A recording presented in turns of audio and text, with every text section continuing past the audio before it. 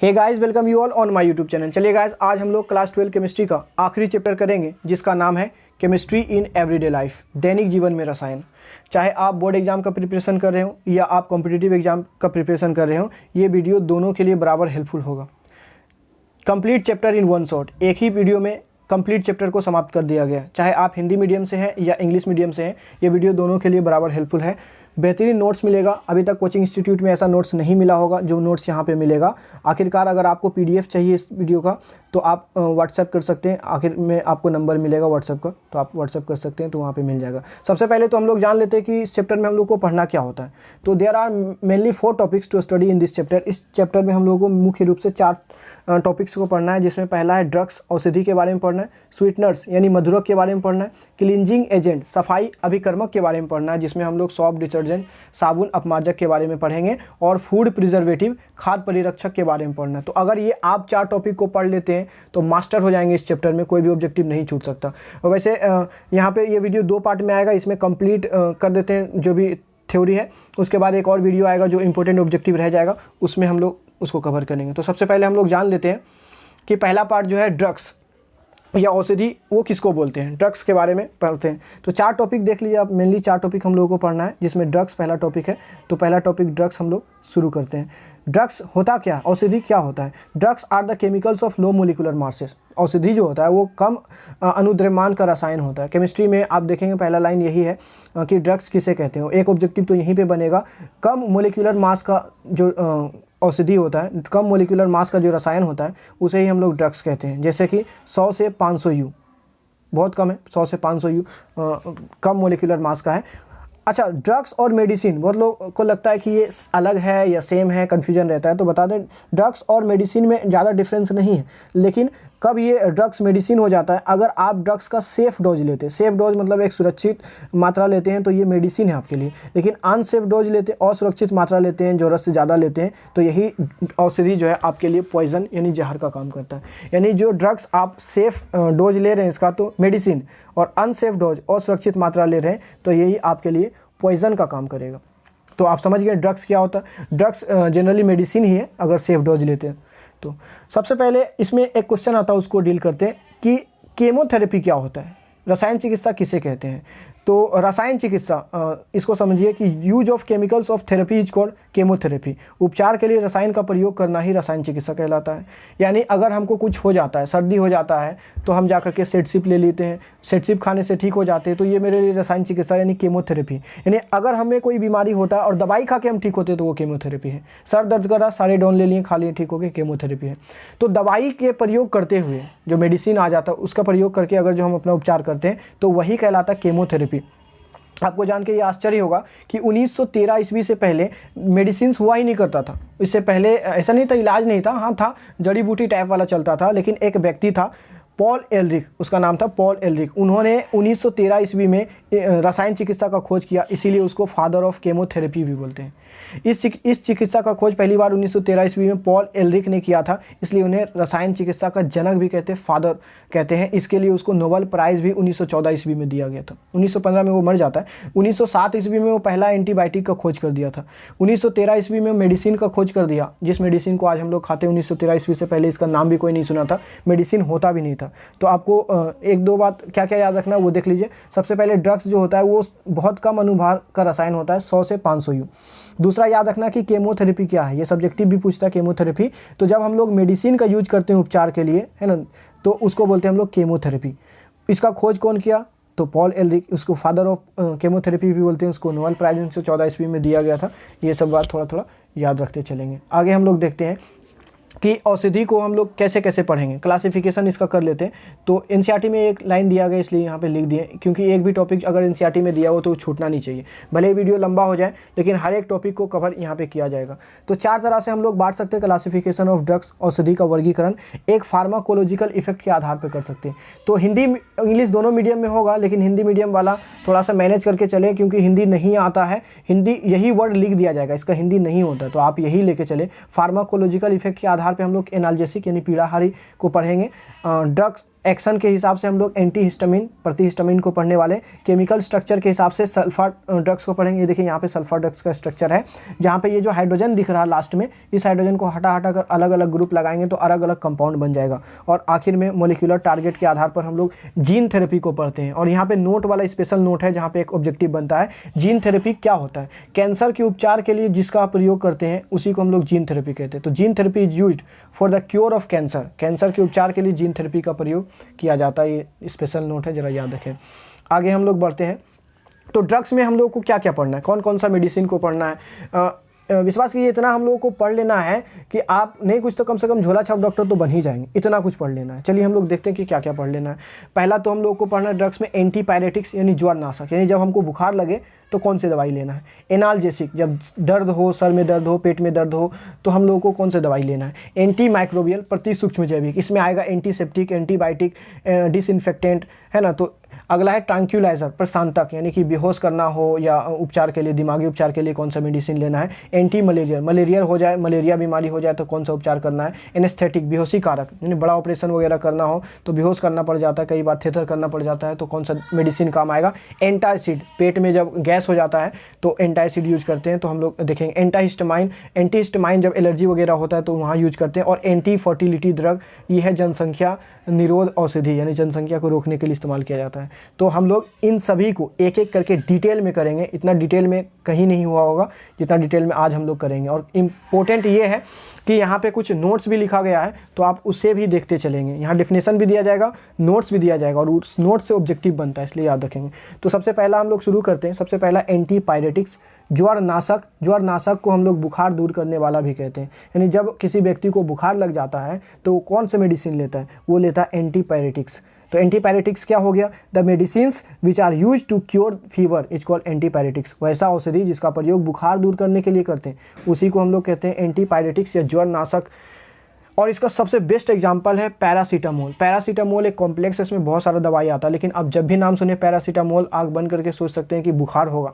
हालांकि दर्द में भी यूज करते हैं, बुखार में भी यूज करते हैं। उसी तरह से एस्पिरिन, जिसका दूसरा नाम डिस्प्रिन भी, एक्चुअल में दवाई जो है एक ही है, कंपनी दोनों अलग अलग है। पहले एक ही कंपनी था, अब अलग अलग कंपनी हो गया, इसलिए एस्पिरिन और डिस्प्रिन आपको दोनों देखने को मिलता है, बात एक ही है, ठीक है। और ये दोनों ही बुखार के लिए इस्तेमाल कर सकते हैं। हालांकि दर्द को ठीक करने के लिए भी दोनों इस्तेमाल करते हैं। पैरासीटामोल, एस्पिरिन, डिस्प्रिन, ये सब दर्द को दूर करने के लिए भी इस्तेमाल किया जाता है। आगे हम लोग पढ़ भी लेंगे, लेकिन कुछ सुपर नोट्स हैं यहाँ पे। नोट क्या है, जैसे हम कोई दवाई को पढ़ रहे हैं तो उसका जो भी सावधानियाँ हैं वो बरतने का बहुत ज़रूरत है। जैसे पहला जो नोट है वो paracetamol is better antipyretic than aspirin, यानी बुखार लगे तो क्या ले, एस्पिरिन ले कि पैरासीटामोल ले? तो बिल्कुल पैरासीटामोल ले, वो ज़्यादा बेहतर, वो श्रेष्ठ ज्वरनाशक है एस्पिरिन के तुलना में। दूसरा है side effect of aspirin causes ulcer in stomach and bleeding. अगर एस्पिरिन लेते हैं, देखिए अगर बुखार लगा तो पैरासीटामोल लेना ज़्यादा बेहतर। अगर एस्पिरिन लेते हैं तो इसका कुछ साइड इफेक्ट भी है। साइड इफेक्ट क्या है कि एस्पिरिन के कुप्रभाव से इसका जो साइड इफेक्ट है उससे आमाशय में जो है अल्सर हो जाता है। आमाशय मतलब पेट में जख्म हो जाता है, जिसको अल्सर बोलते हैं। ये खतरनाक जानलेवा बीमारी होता है, जख्म जैसे कैंसर होता है वैसे अल्सर होता है, तो ये याद रखें। तीसरा है aspirin should not taken empty stomach. आपने देखा होगा कि बहुत सारा मेडिसिन खाली पेट आप नहीं ले सकते और बहुत सारा खाली पेट ही लेना होता है। उसमें एस्पिरिन अगर आप लेते हैं तो खाली पेट नहीं ले सकते हैं, ये कैंसर का कारण, ये अल्सर का कारण बन सकता है, तो एस्पिरिन को खाली पेट ना ले। चौथा सावधानी है एस्पिरिन कॉजेज एलर्जी। एस्पिरिन से बहुत लोगों में एलर्जी होता है, in many people. For example itching, जैसे कि खुजली हो गया, लो ब्लड प्रेशर, निम्न रक्तदाब, है ना, मोर स्वेटिंग, बहुत पसीना आना, वोमिटिंग, उल्टी होने लगना इत्यादि। ये सब क्या है, एस्पिरिन से कुप्रभाव है ये सब। एस्पिरिन अगर आप लेते हैं तो एस्पिरिन से कई लोगों में एलर्जी होता है, खुजली, निम्न रक्तदाब, अधिक पसीना आना, उल्टी इत्यादि, ये सब प्रॉब्लम एस्पिरिन से होता है। उसके अलावा हम लोग देख सकते हैं कि दूसरा मेडिसिन जो है, एक तो हम लोग पढ़ लिए एंटीपायरेटिक जो कि बुखार के लिए आता है, इस्तेमाल होता है। दूसरा हम लोग देखते हैं जो है एनाल्जेसिक। एनाल्जेसिक या दर्द निवारक या पीड़ाहारी, सब एक ही बात है, दर्दनाशक, दर्द निवारक, पीड़ाहारी, दर्द को दूर करने वाला सिंपली।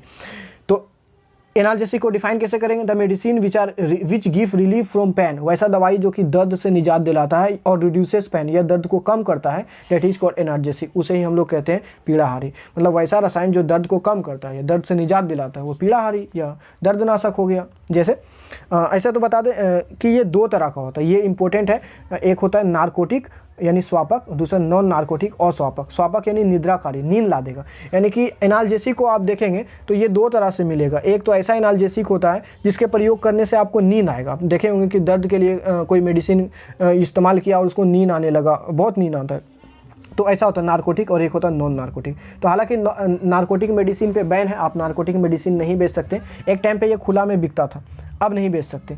तो हम लोग देख लेते हैं कि नार्कोटिक मेडिसिन जो है क्या क्या होता है। The medicine which are cause somnia और स्लीप, वैसा औषधि जो कि क्या उत्पन्न करता है, नींद उत्पन्न करता है, निद्रा उत्पन्न करता है या बेहोशी उत्पन्न करता है, उसे ही हम लोग कहते हैं नार्कोटिक मेडिसिन। स्वापक किसे कहते हैं, वैसा रासायनिक यौगिक जो निद्रा या बेहोशी उत्पन्न करता है उसे ही स्वापक या निद्राकारी कहते हैं। These narcotics medicine are obtain from अफीम, ये निद्राकारी दवाइयाँ जो है अफीम से प्राप्त किया जाता है। आप समझ सकते हैं कि अफीम, कोकेन, हेरोइन, ये सब जो है ये आपको लगता होगा कि ये गलत चीज़ होते हैं, लेकिन ऐसा बात नहीं है, गलत नहीं होते। आपको आश्चर्य होगा कि एक टाइम पे ये मेडिकल स्टोर पे बिकता था। जैसे आप जाते हैं सारेडॉन लेते हैं, सेटसिप लेते हैं, कोई भी दवाई मेडिकल पे लेते हैं, वैसे एक टाइम पे आप अफीम खरीद सकते थे, आप जो है कोकेन खरीद सकते थे, आप मोर्फिन, हेरोइन, ओपियम ये सब खरीद सकते थे एक टाइम पे। लेकिन क्या हुआ, धीरे धीरे इसका प्रयोग लोग गलत तरह के तरीके से करने लगा और इसका आदी हो गया, जिसके कारण जो है बहुत समस्या आने लगा, तो इसको बैन कर दिया गया। ऐसे सेना में इसका इस्तेमाल बहुत ज़्यादा किया जाता है कि अगर किसी व्यक्ति को अचानक गोली लग गया तो दर्द से वो आदमी मर जाएगा, उसके बजाय उसको कोई मोर्फिन, अफीम, ओपियम ये सब दे दिया जाए। ये नार्कोटिक मेडिसिन उसके दर्द को घटा देता है, घटा नहीं देता बल्कि उसके मस्तिष्क तक वो दर्द का एहसास नहीं होने देता कि हाँ कि उसको दर्द हो रहा है, जिसके कारण आदमी का जान बच जाता है। तो हम लोग देख लेते हैं, the excess use of morphine, opium, heroin, cocaine etcetera causes addiction in human resulting laziness, coma, death. तो अगर हम लोग नार्कोटिक मेडिसिन का बहुत ज़्यादा यूज करते हैं, नार्कोटिक मेडिसिन जैसे मोर्फिन का यूज करें, ओपियम का, हेरोइन का, कोकेन इत्यादि का, तो इसके कारण मानो इसका आदी हो जाता है, इसका लत लग जाता है, इसी वजह से ये खराब, इसका लत लग जाता है, जिसके कारण जिसका परिणाम स्वरूप क्या होता है, लेजीनेस, आदमी सुस्त हो जाता है। यानी पहले इस्तेमाल करता तो बड़ा फुर्ती रहता है, लेकिन फिर सुस्त हो जाता है, जब तक इस्तेमाल नहीं करेगा फुर्ती। आप देखे होंगे जिसको लत लग गया वो एकदम ये कोकेन वगैरह लेगा, हेरोइन वगैरह तो लगेगा वो एकदम कुत्ता भी मानो शेर हो गया, कुत्ता को आप दीजिएगा तो वो लगेगा शेर हो गया, लेकिन वापस जब उसको आदत लग जाएगा तब, जब तक वो लेगा नहीं तब तक वो आदमी जैसा लगेगा ही नहीं। कोई आदमी अगर ले रहा है तो वो कुत्ता जैसा लगने लगता है। तो ये लेजीनेस लाता है, सुस्तीपन लाता है, कोमा में चला जाता है। इंसान ज़्यादा इस्तेमाल कर ले इसका तो इसका लत तो लगता ही है, कोमा में चला जाता है और कभी कभी तो पूरा फुल स्टॉप लग जाता है, पूरा फुल स्टॉप, डेथ। तो निद्राकारी दवाएं जैसे मोर्फिन, कोकीन, ओपियम तथा हेरोइन आदि के अधिक प्रयोग से मानव इसका आदी हो जाता है, इसका लत लग जाता है और जिसके कारण से आलस्य, कोमा और कभी कभी तो मृत्यु हो जाता है। तो ये था नार्कोटिक मेडिसिन जो कि घातक है, इसलिए ये बैन है, नार्कोटिक मेडिसिन नहीं मिलेगा आपको यहाँ पे। पिछले साल इसका खेती, ओपियम का खेती कर रहा था तो वो पकड़ा गया, उसको जेल हो गया, तो आप खेती भी नहीं कर सकते इसका। ये सिर्फ सरकार इसका खेती करता है और वो निश्चित मात्रा में करता है कि हाँ इतना ही खेती होनी चाहिए। अगला मेडिसिन हम लोग देखते हैं नॉन नार्कोटिक मेडिसिन या एंटी नार्कोटिक मेडिसिन, इसको अस्वापक या अनिद्राकारी कहते हैं, यानी ये वाला सेफ़ है। आप हालांकि कोई भी मेडिसिन सेफ़ नहीं है, आप ज़्यादा मात्रा में नहीं ले सकते हैं, बल्कि जितना हो सके आप मेडिसिन को कम लें। मेडिसिन एक तरह का पॉइजन ही है, ठीक है, तो आप मेडिसिन को कम लेने का कोशिश करें। नॉन नार्कोटिक या एंटी नार्कोटिक का मतलब अस्वापक या अनिद्राकारी होता है, यानी जिसके प्रयोग से दर्द तो कम होगा लेकिन नींद नहीं आएगा। लेकिन पिछले बारे में हम नार्कोटिक देखे तो उसमें नींद आ जाता था या बेहोशी उत्पन्न हो जाता था। तो नॉन नार्कोटिक को डिफाइन कैसे करेंगे, the medicine which give relief from pain but do not cause somnia और स्लीप, ऐसा मेडिसिन जो कि दर्द से निजात तो देता है लेकिन निद्रा या बेहोशी उत्पन्न नहीं करता है, is known as non narcotic medicine. उसको हम लोग क्या कहते हैं, उसको हम लोग नॉन नार्कोटिक मेडिसिन अस्वापक या अनिद्राकारी कहते हैं। वैसा दर्द निवारक दवा जो दर्द को दूर करता है लेकिन निद्रा या बेहोशी उत्पन्न नहीं करता, उसे निद्राकारी अनिद्राकारी दवा कहते हैं। जैसे एस्पिरिन, पैरासीटामोल है ना, और phenacetin are the most familiar example of non narcotic analgesic. Aspirin, paracetamol और जो फिनासेटिन है ये अति लोकप्रिय दर्दनाशक है। एनसीईआरटी में लिखा हो इसलिए डायरेक्ट लिख दिए, ये आया भी था कि निम्नलिखित में कौन सा जो है वो ज़्यादा फैमिलियर है, ज़्यादा लोकप्रिय है। तो यहाँ पे एस्पिरिन और पैरासीटामोल और ये फिनासेटिन, ये तीनों नॉन नार्कोटिक मेडिसिन का प्राइम एग्जांपल है, तो आप इसे याद रखेंगे। चलिए आगे देखते हैं हम लोग कि नॉन नार्कोटिक मेडिसिन में जो एस्पिरिन या पैरासीटामोल बताएं, इसके बारे में कुछ नोट है। सब medicine are use to reduce pain as well as swelling और फीवर। देखिए कुछ मेडिसिन तो ऐसा है जिसका यूज हम लोग स्वेलिंग यानी कि सूजन वगैरह हो जाता है उसको कम करने के लिए करते हैं, बुखार दूर करने के लिए भी करते हैं और दर्द को कम करने के लिए भी करते हैं। कुछ दवाएं दर्द निवारक के साथ साथ ज्वर नाशक तथा सूजन कम करने के दवा के रूप में भी काम आती है। यानी दर्द है तब भी खा लीजिए, सूजन हो गया तब भी खा लीजिए, बुखार है तब भी खा लीजिए। जैसे एस्पिरिन, एस्पिरिन जो है दर्द को भी दूर करता है, सूजन भी कम करता है और ज्वर नाशक यानी बुखार को भी कम करता है। Aspirin reduces heart attack pain, और एस्पिरिन के बारे में बताएं, आप अगर हार्ट अटैक आ गया, जो हार्ट अटैक आता है तो बहुत ज़्यादा दर्द होता है, उस दर्द को भी यहाँ पे ये दिल के दर्द को भी समाप्त कर देता है। अब दिल का दर्द मतलब वो जो हार्ट अटैक से आता है, मज्जू वाला दर्द कोई समाप्त नहीं कर सकता, ठीक है, मजनू वाला बात नहीं कर रहे हैं यहाँ पे, दिल का दर्द जो सच में हार्ट अटैक आता है उसका बात करें। एस्पिरिन हार्ट अटैक के दर्द को नष्ट कर देता है। अगला है if a person causes allergy by the use of aspirin, अगर कोई व्यक्ति एस्पिरिन के प्रयोग से, उसमें एलर्जी होता है, एस्पिरिन का प्रयोग करता है एलर्जी हो जाता है। पिछले बार भी देखे बहुत सारा एस्पिरिन का एलर्जी था। ही कैन यूज फिनासेटिन और एसिटामिनोफिन, तो एस्पिरिन के बजाय वो फिनासेटिन या एसिटामिनोफिन का इस्तेमाल भी कर सकता है। फिनासेटिन या एसिटामिनोफिन भी वही काम करता है। अगला है acetaminophen gives relief from laziness, और एसिटामिनोफिन जो है वो शिथिलता या आलसपन से भी वो राहत देता है, यानी चुस्ती फुर्ती बना हुआ रहेगा अगर एसिटामिनोफिन इस्तेमाल करते हैं। एक नोट और है, Disprin is a pain killer. Aspirin या डिस्प्रिन, हालांकि बात तो वही है, कंपनी थोड़ा अलग है बस। डिस्प्रिन जो है वो पेन किलर है जिसको यूज करते हैं हम लोग treat for pain such as headache, अगर सिर में आपका दर्द है तो उसको ठीक करने के लिए डिस्प्रिन का यूज करते हैं। टूथेक, दांत में दर्द है, या पीरियड पेन, ये महिलाओं में होता है, तो पीरियड पेन हो, पीरियड का दर्द हो, उसको भी ठीक करने के लिए डिस्प्रिन का इस्तेमाल आप कर सकते हैं। It may also use to get relief from stomach and fever, अगर आपको पेट में दर्द है, बुखार है, आपको पीरियड का पेन है, दांत में दर्द है, हेडेक है यानी सिर दर्द है, आप डिस्प्रिन का यूज कीजिए बिंदास। तो एस्पिरिन क्या होता है? एस्पिरिन जो होता है या डिस्प्रिन जो होता है एक ऐसा दर्दनाशक है जो कि सिर दर्द, दांत दर्द, पीरियड से उत्पन्न दर्द को कम करता है। साथ ही साथ इसका प्रयोग हम लोग पेट दर्द या बुखार दूर करने के लिए भी करते हैं। छठा है paracetamol is also known as फिनासेटिन।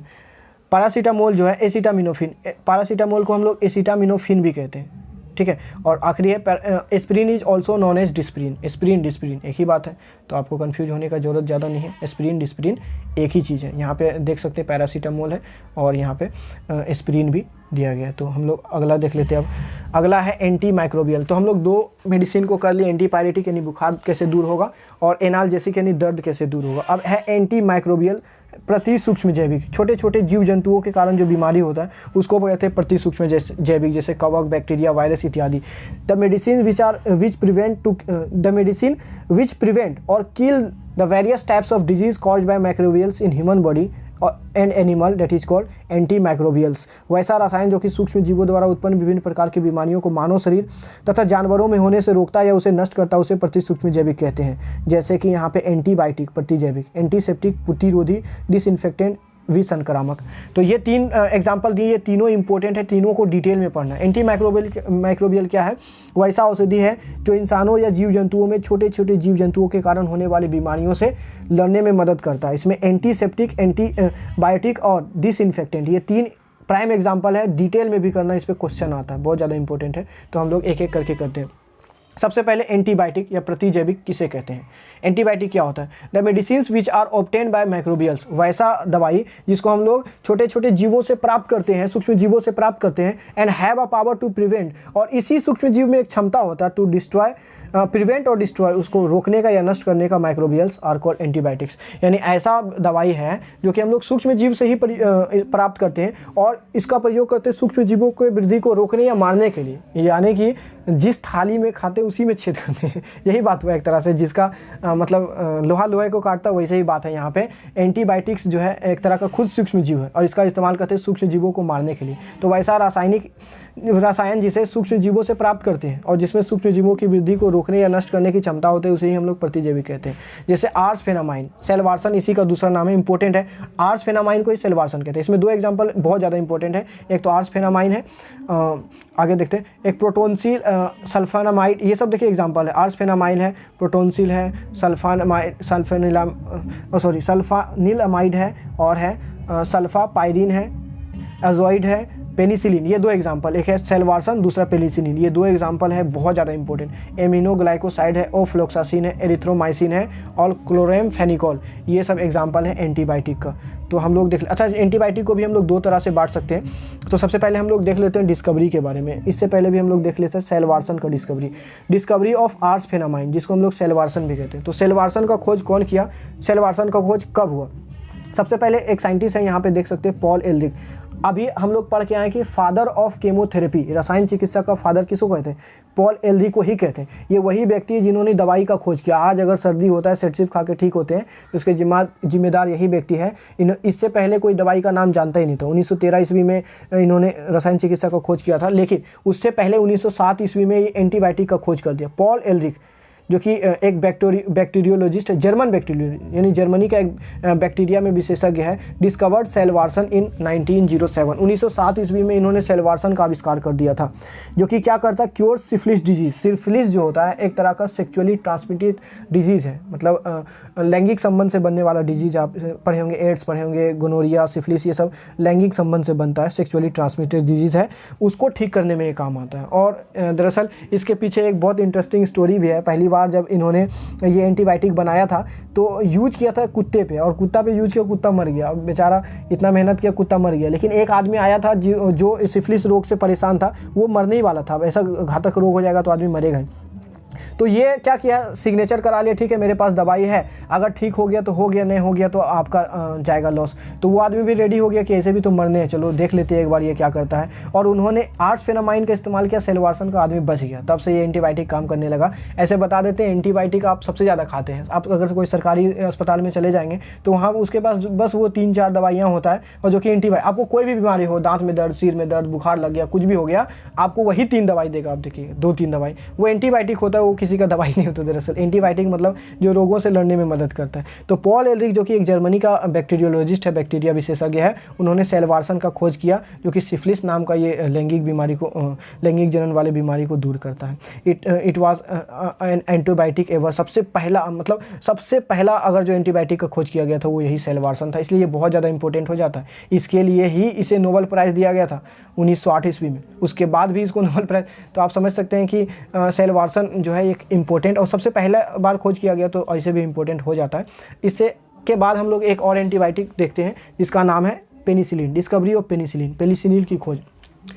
Actual में जो साइंटिस्ट है पॉल एलरिक, उन्होंने एंटीबायोटिक का खोज कर दिया, लेकिन एंटीबायोटिक के क्षेत्र में क्रांति तब आया जब पेनिसिलिन का खोज हुआ। आपको जानकर हैरानी होगा कि द्वितीय विश्व युद्ध के समय लाखों लोग घायल हो गए थे, और उस समय घायल हो जाने का मतलब है गोली वगैरह लग गया, चोट वगैरह लग गया तो जख्म हो जाता, तो जख्म में एंटीबायोटिक ही इस्तेमाल करते हैं। और उस समय जो एंटीबायोटिक इस्तेमाल किया गया था वो अलेक्जेंडर फ्लेमिंग के द्वारा डिस्कवर किया पेनिसिलिन। इसने लाखों लोगों का ज़िंदगी बचा दिया था। मतलब एक तरह से समझिए कि मेडिसिन के क्षेत्र में क्रांति अगर कहीं से आया तो पेनिसिलिन से आया। इससे पहले दवाई को उतना लोग मतलब नहीं महत्व नहीं देता था, लेकिन पेनिसिलिन खा के जब सब लोग ठीक हुए तो क्रांति आ गया दवाई के क्षेत्र में, फिर इधर काम करना शुरू कर दिया लोग।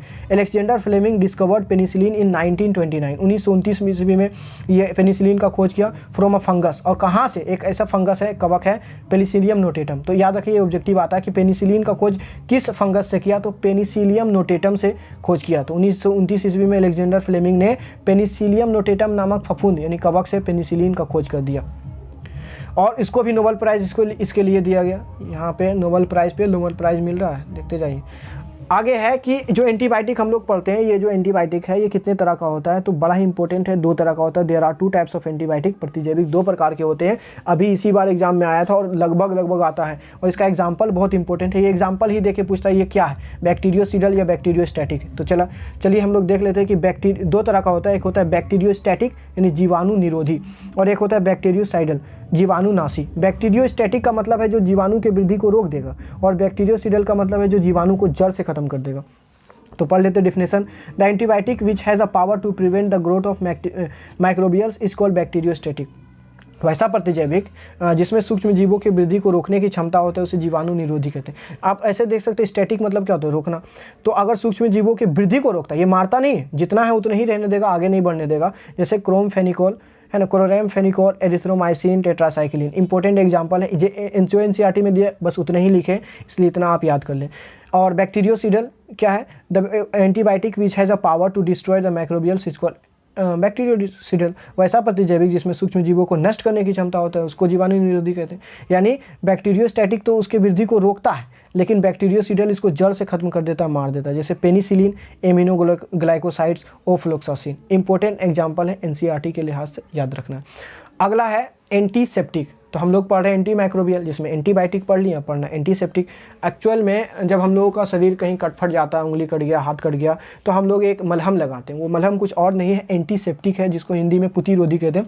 अगर आप हिंदी मीडियम से हैं तब भी हम आपसे रिक्वेस्ट करेंगे कि आप इंग्लिश वर्ड को याद करके चलें। एग्जाम में डायरेक्ट लिखता है एंटीसेप्टिक, हिंदी में भी लिख देगा एंटीसेप्टिक, तो आप ध्यान दें। द मेडिसिन विच प्रिवेंट और kill the growth of microbials, वैसा औषधि जो कि रोकता है या खत्म कर देता है सूक्ष्म जीवों की वृद्धि को या उसको समाप्त कर देता है। कैसे? Without destroying living tissues are called antiseptic, यानी हमारे जो टिश्यू है, जो जीवित टिश्यू है, जीवित ऊतक है, उसको मारे बिना, यानी हमारे शरीर को नुकसान नहीं पहुँचता इससे, लेकिन ये बैक्टीरिया वगैरह को समाप्त कर देता है। वैसा रसायन जो शरीर के ऊतकों को नुकसान पहुँचाए बिना सूक्ष्म जीवों की वृद्धि को रोकता है या उसको नष्ट कर देता है, उसे एंटीसेप्टिक कहते हैं। और एंटीसेप्टिक को हम लोग किस लिए इस्तेमाल करते हैं? Antiseptics are applied to the living tissue, जीवित ऊतकों पर लगाते हैं, जैसे कि घाव पे लगाते हैं, कटे फटे भागों पर लगाते हैं। अल्सर, देखिए स्टमक में जो घाव होता है उसको अल्सर बोलते हैं वहाँ। और स्किन सरफेस डिजीज या त्वचा संबंधित आपको कोई भी बीमारी है तो वहाँ पे हम लोग एंटीसेप्टिक अक्सर देखे होंगे आप, मलहम लगा देते हैं, वो क्या है? एंटीसेप्टिक है। एंटीसेप्टिक का प्रयोग जीवित ऊतकों जैसे कटे हुए अंगों, अल्सर, त्वचा संबंधित रोगों के लिए करते हैं। और कुछ इंपॉर्टेंट एंटीसेप्टिक है, ये ज़्यादा इंपॉर्टेंट है, थोड़ा याद रखेंगे। देखिए दवाई का नाम बहुत ज़्यादा इंपॉर्टेंट होता है, आप सिर्फ डेफिनेशन याद करके जाएंगे तो एग्जाम में फंस जाएंगे। दरअसल वहाँ पे दवाई का नाम दे करके या एग्जाम्पल दे करके पूछता है ये कौन सा दवाई है बताइए, तो डेटॉल क्या है? एंटीसेप्टिक है, हाथ धोते हैं। सेवलोन क्या है? ये भी एंटीसेप्टिक है, हाथ धोते। Chlorine, chlorocin, furacine, soframycin, tincture of iodine, tincture of iodine तो स्पेशली पढ़ना हम लोग को ज़्यादा इंपॉर्टेंट है। Iodoform, boric acid, hydrogen peroxide, और क्या? एक्री फ्लेमिंग, पोटेशियम परमैंगनेट, ये सब क्या है? सब एंटीसेप्टिक का एग्जांपल है। आगे हम लोग देख लेते हैं, कुछ नोट है इसके बारे में, एंटीसेप्टिक के बारे में, वो क्या है? इसी बार एग्जाम में ये क्वेश्चन आया था तो आप इसको याद करते चले, एनसीईआरटी में डायरेक्ट लिखा हो। Dettol is a mixture of chloroxylenol and terpineol. Dettol जो होता है ये एंटीसेप्टिक है। और कैसे बनता है? क्लोरोजाइलिनोल और टर्पिनोल दोनों को मिला देते हैं तो डेटॉल बनता है, तो उन दोनों का मिश्रण है। आगे है antiseptic properties of iodoform and tincture iodine due to iodine present in it. Super note है ये कि अगर आप एंटीसेप्टिक का इस्तेमाल कर रहे हैं, जैसे आइडोफोम और टिंचर आयोडीन दोनों एंटीसेप्टिक है, लेकिन ये कैसा एंटीसेप्टिक है और क्यों एंटीसेप्टिक है? क्योंकि इसमें आयोडीन है, आयोडीन के कारण ये एंटीसेप्टिक है। तो आप देखेंगे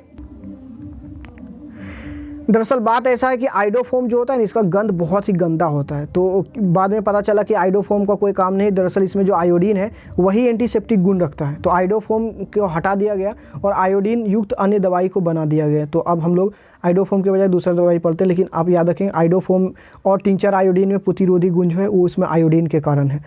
अगला है ये टिंचर आयोडीन है क्या? ये क्वेश्चन 2 नंबर के लिए बोर्ड एग्जाम में आ जाता है और ऑब्जेक्टिव में भी आता है।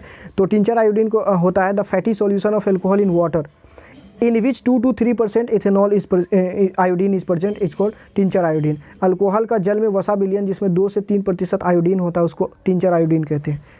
2 से 3% आयोडीन होता है, ये याद रखेंगे। अगला है डिसइंफेक्टेंट। तो 3 तरह का होता है एंटीमाइक्रोबियल, जिसमें एक है डिसइंफेक्टेंट। डिसइंफेक्टेंट क्या होता है? देखिए इससे पहले जो हम लोग पढ़ रहे थे उसको हम लोग त्वचा पर इस्तेमाल कर सकते हैं, है ना। इससे पहले हम लोग एंटीबायोटिक एंटीसेप्टिक पढ़े, उसको त्वचा पर इस्तेमाल कर सकते हैं, लेकिन डिसइंफेक्टेंट हम लोग त्वचा पे जीवित कोशिका पर इस्तेमाल नहीं कर सकते। डिसइंफेक्टेंट वो होता है जिसको हम लोग फर्श पे इस्तेमाल करते हैं, बाथरूम में इस्तेमाल करते हैं, है ना। ये नॉन लिविंग थिंग पे इस्तेमाल किया जाता है। डिसइंफेक्टेंट विसंक्रामक क्या होता है? The medicine which instantly destroys microbials but harmful for the tissues of the body is called disinfectant. वैसा रसायन जो सूक्ष्म जीवों को शीघ्रता से तुरंत नष्ट कर देता है लेकिन जैविक ऊतकों के लिए हानिकारक होता है, उसे विसंक्रामक कहते हैं। जिसे फिनाइल, आप देखते हैं फिनाइल वगैरह फर्श पे डालते, बाथरूम वगैरह में यूज करते हैं। हाइड्रोजन पेरोक्साइड, क्लोरीन गैस आप देखे होंगे पानी में इस्तेमाल करते हैं इसको। पानी ब्लू ब्लू दिखता होगा, पानी गंदा हो जाता है तो इसको साफ़ करने के लिए क्लोरीन डालते हैं वहाँ पे। ब्लीचिंग पाउडर भी डालते हैं कपड़ा वगैरह साफ़ करने के लिए, सल्फर डाइऑक्साइड वगैरह डालते हैं हम लोग। तो ये सब है डिसइंफेक्टेंट विसंक्रामक, जिसे हम लोग शरीर पे इस्तेमाल नहीं कर सकते। अगला मेडिसिन है ट्रांक्यूलाइज़र, उपशामक या प्रशांतक। जब किसी आदमी का दिमाग ख़राब हो जाए, पागलपन का दौरा चढ़ने लगे, तब उसको ट्रांक्यूलाइज़र दिया जाता है। ट्रांक्यूलाइज़र क्या है? The medicines which reduces excitement, mental stress, anxiety and irritability of the patient are called tranquilliser. वैसा रसायन जो रोगी की उत्तेजना, उसका जो एक्साइटमेंट है, मानसिक तनाव, मेंटल जो हरासमेंट है, चिंता, उसका अवसाद को कम कर देता है, उसे उपशामक या ट्रांक्यूलाइज़र कहते हैं। ये मनोचिकित्सकीय औषधि होता है, मतलब ये मेंटल ट्रीटमेंट के लिए यूज करते हैं। This treatment is use for severe mental disease, ख़राब मानसिक स्थिति के लिए इस्तेमाल करते हैं, जैसे पागलपन वगैरह, कोई आदमी पागल हो गया उसके लिए ट्रैंक्विलाइजर का इस्तेमाल किया जाता है। इस प्रकार के उपचार को पागलपन को ठीक करने के लिए करते हैं, जैसे कि नोराड्रिन है ना, क्लोरोडाइएज़ोपोक्साइड, मेप्राबामेट, इक्विनल, ल्यूमिनल, बारब्यूट्रेट्स, वेरोनल, एमाइटल, हेम्ब्यूटल, वैलियम, सेरोटोनिन, इप्रोनियाजिड, फेनिलजाइन जिसको नार्डिन भी कहते हैं। पता नहीं इस दवाई को खा के आदमी का जो है वो पागल ठीक होगा कि नहीं, लेकिन आप इसको याद करते करते पागल ज़रूर हो सकते हैं, थोड़ा ध्यान से याद कीजिए इसको। आगे है, अगला है एंटी एनेस्थेटिक्स, बेहोशी कारक। एनेस्थेटिक्स क्या होता है? The medicine which anaesthetises human body is known as anaesthetise. वैसा औषधि जो कि मानव शरीर की चेतना को शून्य कर देता है या बेहोश कर देता है, उसे बेहोशी कारक कहते हैं। तो बेहोशी कारक क्या है? जो बेहोश कर दे इंसानों को, वो बेहोशी कारक है। लेकिन ये दो तरह का होता है और ये बड़ा स्पेशल है, जो दो तरह का होता है। इसमें एक आता है जनरल एनेस्थेटिक, आप देखे होंगे कई बार दांत उखड़वाना है या कहीं टाका लगवाना है, शरीर का कोई कट फट जाता है जब शरीर का कोई अंग, तो वहाँ पे थेथर कर देता है। वो थेथर करने का क्या मतलब? वहाँ पे सामान्य बेहोशी कारक इस्तेमाल करता है। ऐसा नहीं कि वो पूरा आदमी को बेहोश कर देता, नहीं। जहाँ पे हमको काम करना है, जैसे हाथ पे काम करना, हाथ सिलना है, कट गया हाथ में, तो वहाँ पे हम लोग क्या यूज करते हैं? सामान्य बेहोशी कारक का इस्तेमाल करते हैं। The anaesthetic which are use to anaesthetise the whole body, एक मिनट सॉरी, हम उल्टा बोलते हैं। सामान्य बेहोशी कारक मतलब पूरे शरीर को बेहोश करने के लिए करते हैं। वैसा मेडिसिन जिसका इस्तेमाल करते हैं पूरे शरीर को शून्य कर देने, उसकी चेतना शून्य कर देने या बेहोश कर देने के लिए। वैसा रसायन जिसका प्रयोग शरीर की चेतना को शून्य करने के लिए किया जाता है, पूरे शरीर का चेतना शून्य करने के लिए कहते हैं बेहोशी कारक। और इसको हम लोग बड़े ऑपरेशनों में यूज करते हैं। बड़े ऑपरेशनों में हम लोग इसका इस्तेमाल करते हैं ताकि जो है आदमी पूरी तरह से बेहोश हो जाए। बड़ा ऑपरेशन हो गया, जैसे कि बहुत बड़ा सर्जरी हो गया, कुछ हार्ट ट्रांसप्लांट कराना है या कोई भी इस तरह का बड़ा ऑपरेशन होता है, तो वहाँ पे हम लोग आदमी को पूरा बेहोश करते हैं, ना कि थेथर करते हैं। जैसे cyclopropane, ethylene, ether, nitrous oxide are used as gas. अब इसमें देखिए आप कुछ स्प्रे वगैरह आता है, गैस वगैरह में हम लोग इस्तेमाल करते हैं, जैसे साइक्लोप्रोपेन, इथिलीन, नाइट्रस ऑक्साइड, और ये सब गैस की तरह से इस्तेमाल करते हैं। साइक्लोप्रोपेन, इथिलीन ये सब गैस है।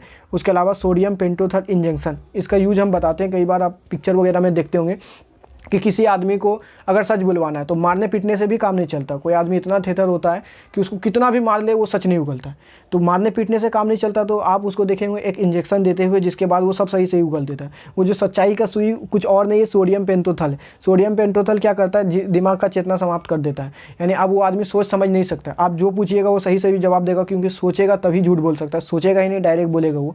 सोडियम पेंटोथल इंजेक्शन होता है। क्लोरोफॉर्म एज स्प्रे, क्लोरोफॉर्म आप समझ सकते हैं, वो पिक्चर वगैरह में भी देखे होंगे, जिसको स्प्रे में ऐसा रुमाल में मार के ऐसा मुंह पे रखता है और वो बेहोश हो जाता है। पहले इसका प्रयोग जो है लोग जो है करता था, मेडिसिन के क्षेत्र में बहुत ज़्यादा होता था। मतलब किसी को बेहोश करना है तो ऑपरेशन करना है तो क्लोरोफॉर्म का इस्तेमाल करता है, लेकिन अब ये बैन हो गया। रीज़न क्या है? रीज़न ये है कि ये बहुत खतरनाक होता है। जब इससे आदमी को बेहोश करता है तो कभी कभी आदमी तो उठता है, लेकिन कभी कभी उठ जाता है मतलब चला जाता है, समाप्त हो जाता है, मर जाता है। इसलिए आजकल इसको चोर लोग इस्तेमाल करता है। ये मेडिकल में बैन है, आप क्लोरोफॉर्म इस्तेमाल नहीं कर सकते, इसके बजाय ईथर इस्तेमाल करने लगा है लोग। दूसरा है लोकल एनेस्थेटिक, स्थानीय बेहोशी कारक, यानी कि अगर आपका उंगली कट गया है, कोई दांत उखड़वाना है, कहीं भी मतलब टाका लगवाना है, तो वहाँ पे हम क्या करते हैं? थेथर कर देता है डॉक्टर लोग। तो वो क्या इस्तेमाल करता है? वो इस्तेमाल करता है लोकल एनेस्थेटिक, सामान्य बेहोशी कारक या स्थानीय बेहोशी कारक। The medicine which are use to anaesthetise the any particular part of the body is called local anaesthetic. वैसा रसायन जिसका प्रयोग शरीर के किसी खास अंग की संवेदना शून्य करने में किया जाता है, उसे ही हम लोग स्थानीय बेहोशी कारक कहते हैं।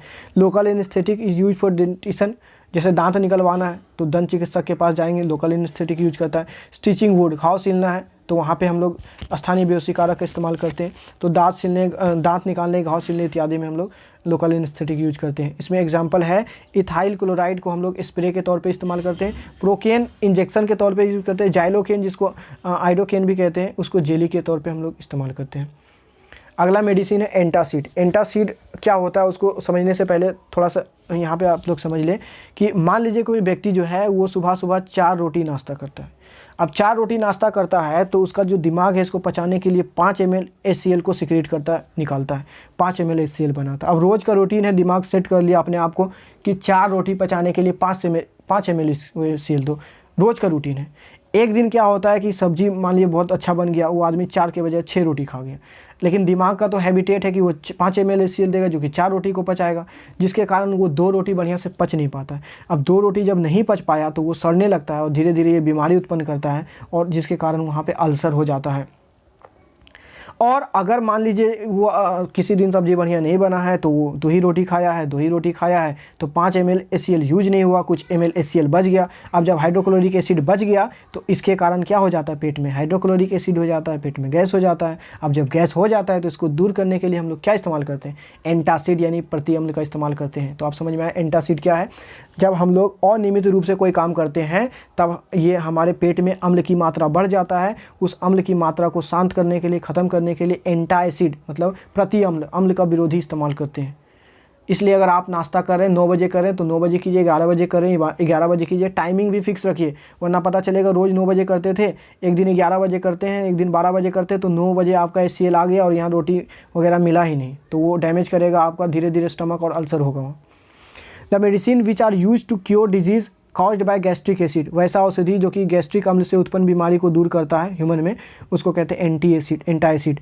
वैसा रासायनिक पदार्थ जो मानव के पेट में उत्पन्न अम्ल से होने वाली बीमारियों को दूर करता है उसे प्रति अम्ल कहते हैं। शुरू में सबसे पहले मेटल हाइड्रोक्साइड, धातु का कुछ हाइड्रोक्साइड दिया जाता था। सबसे पहला मेडिसिन इसके लिए आया था मैग्नीशियम हाइड्रोक्साइड, इनिशियली यूज मतलब सबसे पहले इस्तेमाल करते थे लोग, लेकिन ये बहुत अच्छा मेडिसिन नहीं है, बल्कि ये बोले एक तरह से ख़राब मेडिसिन है। ये एंटासिड के अम्ल को और बढ़ा देगा। ये एक तरह से अगर आप मान लीजिए कि इसका इस्तेमाल ज़्यादा कर देते हैं, एक मात्रा से ज़्यादा कर देते हैं, तो ये आपके पेट में बेस यानी क्षार को बढ़ा देगा, जिसके वजह से दिमाग और HCl को उत्पन्न करेगा और ज़्यादा हाइड्रोक्लोरिक एसिड, यानी कि आपका स्थिति और गड़बड़ होगा।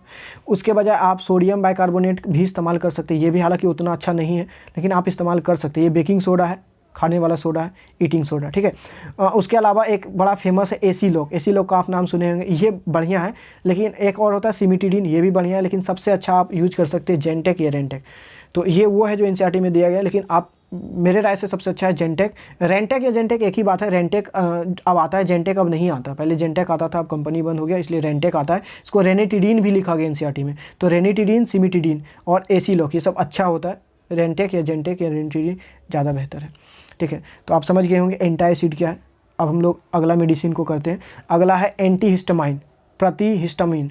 एंटीहिस्टामाइन दरअसल एलर्जी से उत्पन्न बीमारी को दूर करने के लिए करते हैं। आपको कोई चीज़ से एलर्जी, बहुत लोगों को, किसी को अदरक खाने से एलर्जी हो जाता है, किसी को प्याज से एलर्जी हो जाता है, बहुत सारी चीज़ से एलर्जी होता है। तो जब आपको कोई चीज़ से एलर्जी होता है तब आप जो मेडिसिन लेते हैं उसको बोलते हैं antihistamine. The medicine which are use to cure the disease caused by allergy in human body, मानव शरीर में एलर्जी के कारण उत्पन्न बीमारी को दूर करने के लिए जिस दवाई का प्रयोग करते हैं उसको कहते हैं प्रतिहिस्टामिन, एंटीहिस्टामाइन। जैसे टर्फेनाडिन, इसको सेल्डेन भी कहते हैं, और ब्रोमफेनिरामिन, ये 2 मेडिसिन है, आपको याद रखना एंटीहिस्टामाइन के लिए। एक होता है एंटी मलेरियर, इसी बार एग्जाम में क्वेश्चन आया था एंटी मलेरियर पे, एग्जाम में दिया था क्लोरोक्विन क्या है। तो हम इसीलिए बोल रहे थे कि आप मेडिसिन को याद करते चले, मेडिसिन से डायरेक्ट एग्जाम्पल पूछता है कि ये क्या है। जैसे इस बार आया था क्लोरोक्विन क्या है, तो एक तरह का प्रति मलेरियर है। एंटी मलेरियर किसको बोलते हैं, जो मलेरिया बीमारी को दूर करता है। अक्सर मलेरिया बीमारी हो जाता है, मलेरिया एक तरह का बुखार है, और इसका सिम्टम ये है कि आपको अगर बुखार आ रहा है और ठंड लग रहा है तो हो सकता है आपको मलेरिया है। The medicine which are caused by malaria disease called anti malarial, वैसा औषधि जिसका प्रयोग मलेरिया रोग को ठीक करने के लिए करते हैं उसको प्रति मलेरियर कहते हैं। इसका एग्जाम्पल इंपॉर्टेंट है क्लोरोक्विन, डॉक्सीक्लाइन, और यहाँ पे डॉक्सीक्विन या क्लाइन एक ही होता है, और मेफोक्विन है, और प्राइमाक्विन है, और टेफनोक्विन है। तो आप देख सकते हैं यहाँ पे जो क्वीन आ रहा है, ये क्वीन से आप पहचान सकते हैं कि ये एंटी मलेरियर होगा। अगला है एंटी फर्टिलिटी ड्रग, ये लास्ट होगा, प्रति जनन क्षमता औषधि या गर्भ निरोधक औषधि। एक्चुअल में क्या है कि बहुत सारे देश ऐसा है जहाँ पे जनसंख्या नियंत्रण बहुत ज़्यादा किया गया। वहाँ पे जनसंख्या में, जैसे चाइना जैसा देश में पॉलिसी लाया गया कि हम 2 हमारे 2, ताकि जनसंख्या, लेकिन इंडिया में क्या है, इंडिया में हम 2 हमारे और होने दो, या हम 2 कुछ सालों में हमारे गिन लो इतना हो जाए। तो उसको नियंत्रित करना बहुत ज़रूरी, जनसंख्या नियंत्रण बहुत ज़्यादा ज़रूरी है। पता चलेगा कि जनसंख्या बढ़ रहा, सामान सीमित है, तो उसका दाम ऑटोमेटिक बढ़ेगा, महंगाई आएगा, इन्फ्लेशन होगा, और इसको कोई नहीं रोक सकता जब तक जनसंख्या पे कंट्रोल ना किया जाए। The medicine which are use to prevent pregnancy in female is known as anti fertility drug, वैसा रसायन जिसका प्रयोग महिलाओं में गर्भ को रोकने के लिए करते हैं उसे ही हम लोग प्रति जनन क्षमता औषधि या गर्भ निरोधक औषधि कहते हैं। इसमें फेमस है मालाडी, नोवेस्ट्रोल और फॉर्म टैबलेट एट्सेट्रा। ये सब गर्भ निरोधक औषधि है जनसंख्या नियंत्रण करने के लिए। तो आप देख सकते हैं जो 4 टॉपिक पढ़ने को था हम लोगों का, जिसमें ड्रग्स वाला पार्ट जो है वो पूरी तरह से कंप्लीट हो गया औषधि, और बोले थे कि आप झोला छाप डॉक्टर बन जाएंगे, आप इसका इस्तेमाल करिए, सीखिए, झोला छाप डॉक्टर जरूर बन जाएंगे। यहाँ पे है दूसरा स्वीटनर्स यानी मधुरक। अब हम लोग दूसरा शुरू करते हैं कि स्वीटनर या मधुरक कहते किसको है एक्चुअल में। तो आर्टिफिशियल स्वीटनिंग एजेंट, कृत्रिम मीठा अभिकर्ता। आर्टिफिशियल का मतलब है ये हम लोग लैब में बनाते हैं, बहुत सारा ऐसा मीठा अभिकर्ता है, जैसे आप फल खाएंगे तो वहाँ पे भी मीठापन है, वो नेचुरल है, लेकिन हम लैब में बनाते हैं तो उसको बोलते कृत्रिम या आर्टिफिशियल। तो हम लोग को नेचुरल वाला नहीं पढ़ना है, कृत्रिम वाला पढ़ना है। और इसमें सबसे फेमस एग्जाम्पल है सुक्रोज और फ्रक्टोज। सुक्रोज चीनी है, फ्रक्टोज उसी का एक रूप है। तो sucrose fructose are the most common natural sweeteners. जो चीनी खाते हैं सुक्रोज और फ्रक्टोज, ये सबसे सामान्य उदाहरण है कृत्रिम मीठा अभिकर्ता का।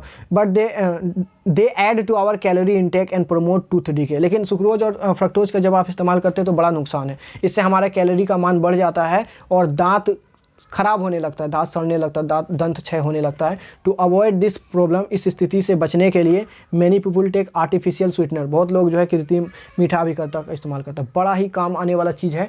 आप देखते होंगे कि लोग जो है वो उसको डायबिटीज़ हो गया है, वो कुछ खा नहीं पाता है। आप सोचिए कि वो ज़िंदगी क्या ज़िंदगी है जहाँ घनघरिया का आदमी पेड़ा न खा पाए, कोई मीठा चीज़ न खा पाए, लाखों करोड़ों का प्रॉपर्टी है, लेकिन आदमी मीठा कोई सामान मिठाई नहीं खा सकता, तो वो क्या ज़िंदगी। लेकिन इस ज़िंदगी को साकार करने के लिए यहाँ पे आर्टिफिशियल स्वीटनर आया। आप मन चाह के दबा के मीठा खाइए, कोई दिक्कत नहीं।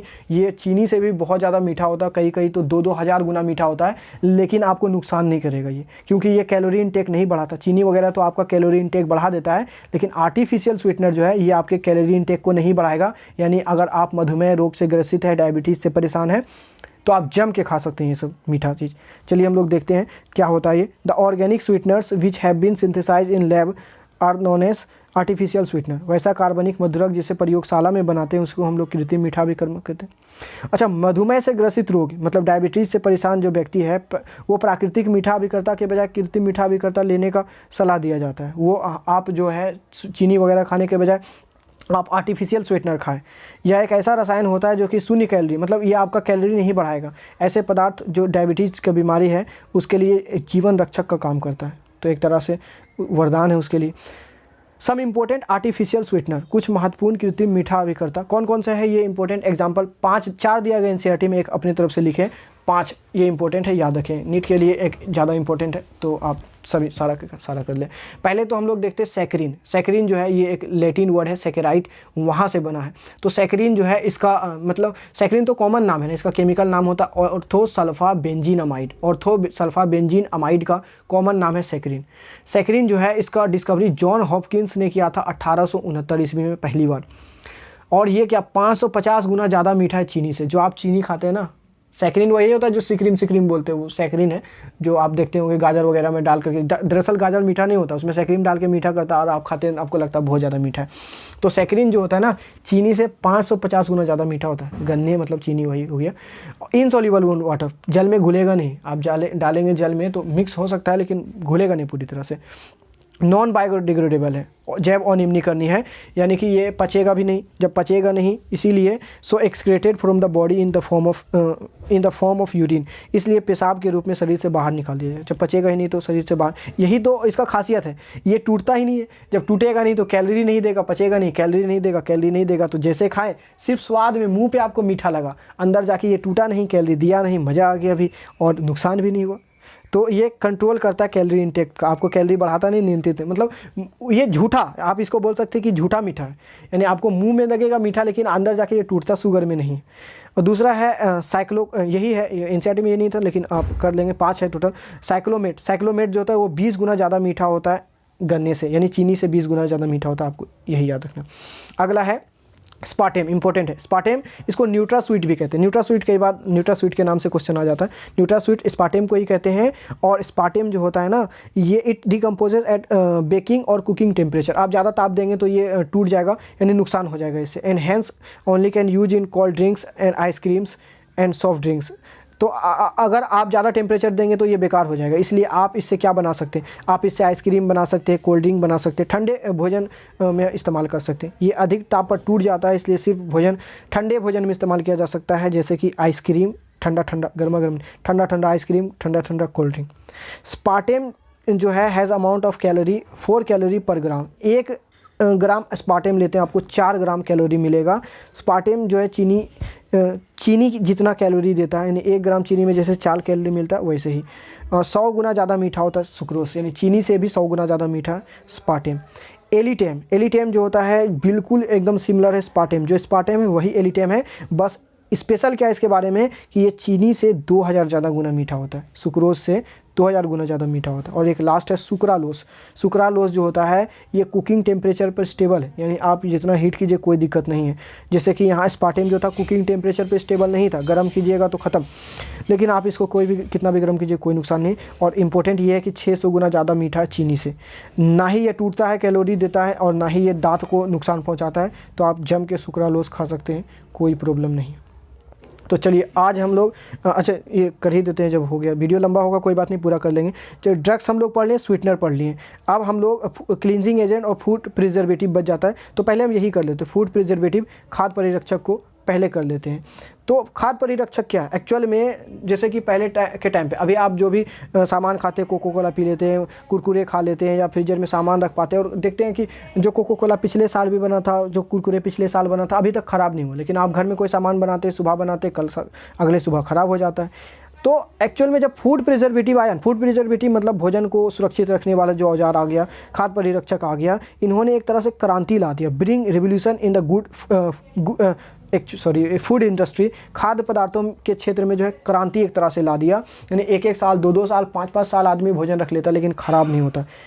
समझे। कोको कोला, सबसे पहले देखते हैं कोको कोला ख़राब क्यों नहीं होता, क्योंकि हम लोग इसमें एक फूड प्रिजर्वेटिव मिलाते हैं, कार्बन डाइऑक्साइड। इसके बारे में इंपॉर्टेंट बात बताते हैं, बड़ा इंटरेस्टिंग है कि शुरू में जो कोको कोला वाला कंपनी था, उन्होंने देखा कि कार्बन डाइऑक्साइड का यूज करना तो बड़ा हानिकारक है। कोको कोला में तो कार्बन डाइऑक्साइड भर देता, आप ऐसा एक बार बोतल हिला के खोलिए, उसके बाद कार्बन डाइऑक्साइड का प्रेशर देखिए कितना तेज़ी से वो गैस निकलेगा।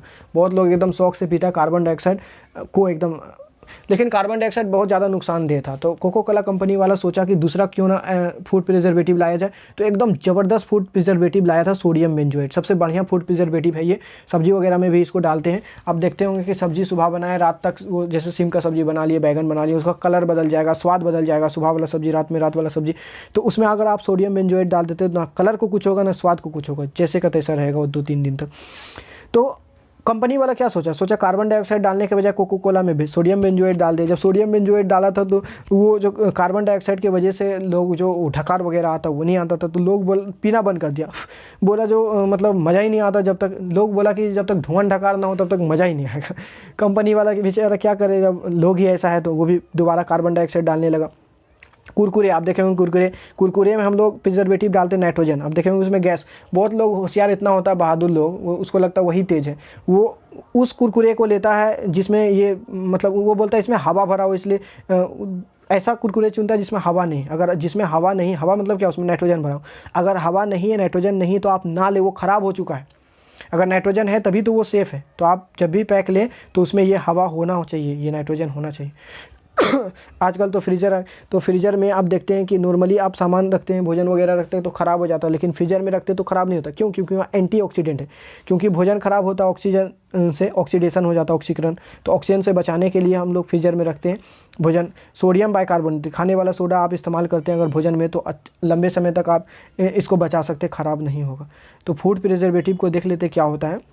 The substance which is use to preserve food from microbials, जैसे कि बैक्टीरिया है, यीस्ट है और मोल्ड इत्यादि है। तो वैसा रासायनिक पदार्थ जो भोजन को सूक्ष्म जीवों की वृद्धि से रोकता है या भोजन को ऑक्सीजन या जल से मुक्त रखता है। यानी कि भोजन में जीवाणु, कीटाणु, बैक्टीरिया, ब्रेड मोल्ड बोलते हैं फफूंद को। वो रोटी वगैरह आप देखे होंगे, रोटी में हरा 2-3 दिन तक अगर आप रोटी छोड़ देंगे तो हरा एक फफूंद बैठ जाता है, उसी को ब्रेड मोल्ड बोलते हैं। तो इन सब को भोजन में आने से रोकता है, उसी को बोलते हैं फूड प्रिजर्वेटिव, खाद्य परिरक्षक, खाद्य को रक्षा देने वाला।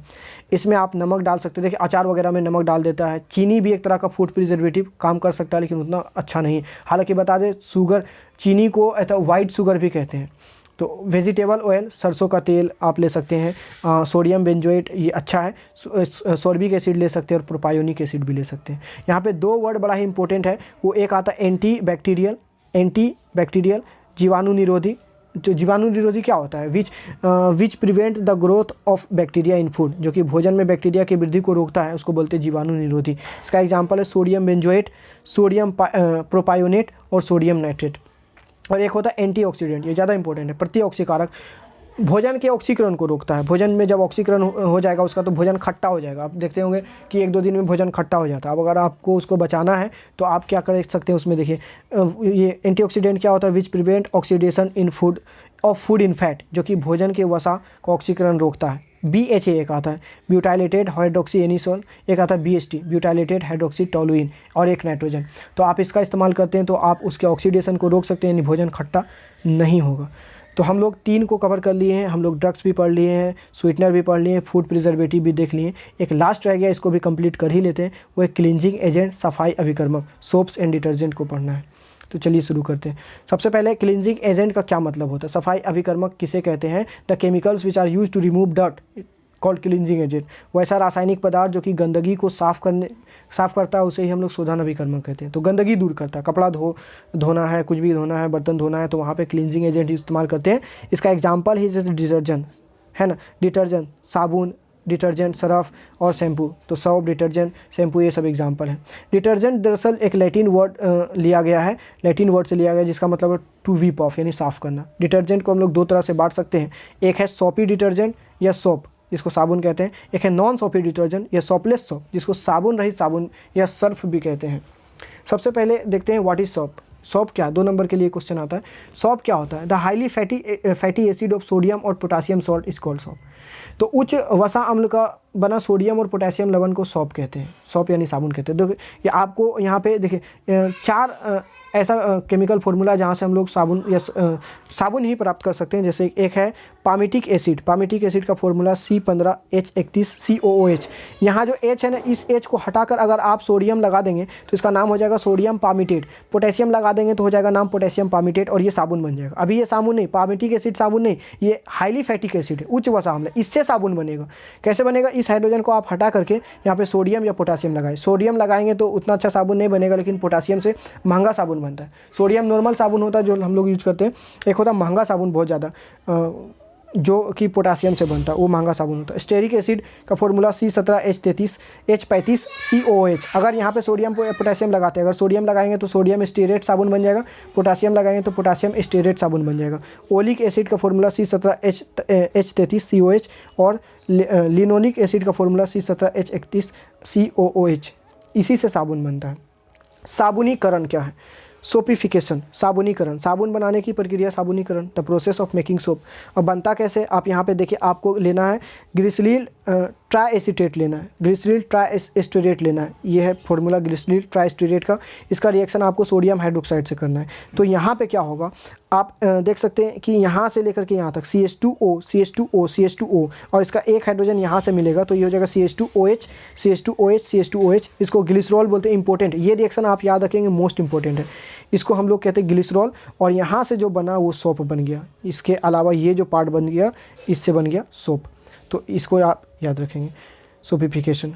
आगे डिसएडवांटेजेस ऑफ सोप। सोप उतना अच्छा नहीं होता जितना अच्छा डिटर्जेंट होता है। तो सोप का कुछ नुकसान है, क्या है, soap can not be used in hard water. अगर आप हार्ड वाटर यानी कि कठोर जल का बात करें तो आप उसमें साबुन इस्तेमाल नहीं कर सकते। साबुन के पानी वगैरह में साबुन झाग नहीं देगा। कैल्शियम मैग्नीशियम आयन उसमें उपस्थित होता है, क्योंकि हार्ड वाटर क्या करता है, प्रोड्यूस करता है कर्डी प्रिसिपिटेट, एक अवक्षेप प्रोड्यूस करता है, उत्पन्न करता है, जिसको कैल्शियम या मैग्नीशियम का अवक्षेप होता है, जिसको स्कम भी कहते हैं। स्कम यहाँ पे आप देख सकते हैं, यहाँ पे सोडियम या पोटेशियम, आप कुछ भी ले, यहाँ पे सोडियम जैसे ले लें, यहाँ पे मान लीजिए सोडियम स्टेरेट, ठीक है, साबुन है। कैल्शियम और मैग्नीशियम आयन से जब अभिक्रिया करेगा तो ये स्कम बनाएगा। स्कम एक इनसोल्यूबल पदार्थ होता है जो पानी में नहीं घुलता है, और पानी में नहीं घुलेगा तो झाग नहीं देगा, इसलिए हमारा साबुन झाग नहीं लेता।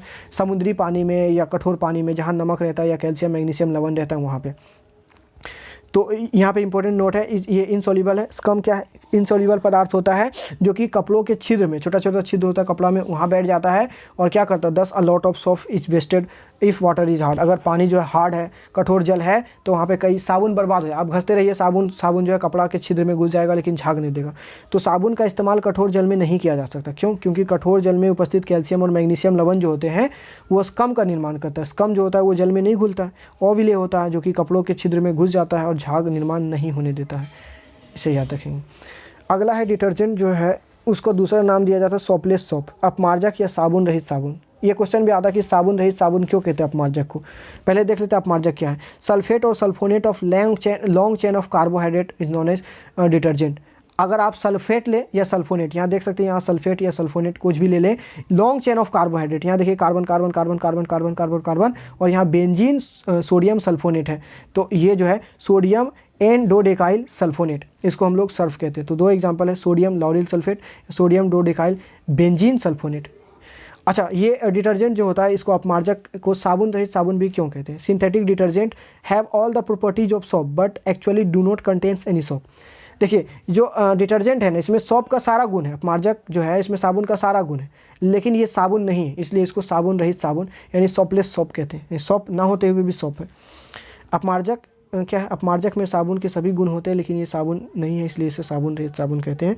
और इसका इस्तेमाल हम लोग दोनों पानी में, सॉफ्ट वाटर हार्ड वाटर दोनों जगह कर सकते हैं, यानी मुद्दू जल हो या कठोर जल हो दोनों जगह झाग देगा।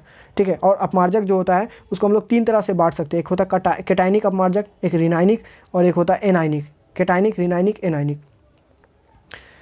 अच्छा, एक चीज़ और होता है, वॉशिंग पाउडर किसको बोलते हैं। वॉशिंग पाउडर निरमा, वही वाला। तो वॉशिंग पाउडर दरअसल उसको बोलते हैं जिसमें 15 से 30% डिटर्जेंट इस्तेमाल करते हैं। तो वॉशिंग पाउडर जो आप देखते हैं जो पाउडर फॉर्म में आता है, आपको लगता है वो सर्फ है, हाँ सर्फ जो है उसी को वॉशिंग पाउडर बोलते हैं। उसमें डिटर्जेंट 100% नहीं होता, लोग सोचता है यही डिटर्जेंट है। सर्फ डिटर्जेंट नहीं है, सर्फ में डिटर्जेंट का सिर्फ 15 से 30% इस्तेमाल करते हैं। यहाँ पे एक डायग्राम है, इसमें थोड़ा सा समझिए कि जो हमारा साबुन होता है उसका दो पार्ट होता है। यहाँ पे एक देख सकते हैं, ये वाला हेड कहलाता है, ऊपर वाला हिस्सा जो ये है ये हेड होता है। इसको पानी से बड़ा लगाव होता है, बड़ा प्यार होता है, इसलिए इसको बोलते हैं हाइड्रोफिलिक पार्ट। हाइड्रोफिलिक पार्ट पानी से बड़ा प्यार होता है। और इसका जो टेल है, पूंछ है, इसको पानी से बड़ा नफरत होता है, इसको बोलते हैं हाइड्रोफोबिक पार्ट। जब हम लोग कपड़ा साफ कर धोने के लिए साबुन डालते हैं तो साबुन में ये दोनों पार्ट होता है, और जैसे ही पानी को देखता है तो ये जो टेल है ये इसको पानी से नफरत है, ये अपना मुंह छुपा लेता है, कपड़ा में गोत लेता है कि पानी नहीं चाहिए, कुछ भी चाहिए पानी नहीं चाहिए। ये गंदगी को पकड़ लेता है, छुपने लगता है गंदगी में, और जब हम लोग धोबी पाछाड़ मारते हैं कपड़ा को तो ये गंदगी के साथ निकल जाता है, इसलिए हमारा कपड़ा साफ़ हो जाता है। और इसको हम लोग मिसेल्स भी कहते हैं, थोड़ा इंपॉर्टेंट है, याद रखेंगे। और लास्ट में, अगर ये वीडियो पसंद आया हो, मेहनत आपको अच्छा लगा तो इसको लाइक शेयर और सब्सक्राइब जरूर करें। और अगर आपको ऑफलाइन बैचेस करना हो, क्लास करना हो, या आपको इसका नोट चाहिए, PDF चाहिए, या पूरा क्लास का नोट चाहिए, इंग्लिश का नोट चाहिए या केमिस्ट्री का नोट चाहिए, तो आप इस नंबर पर कॉल कर सकते हैं।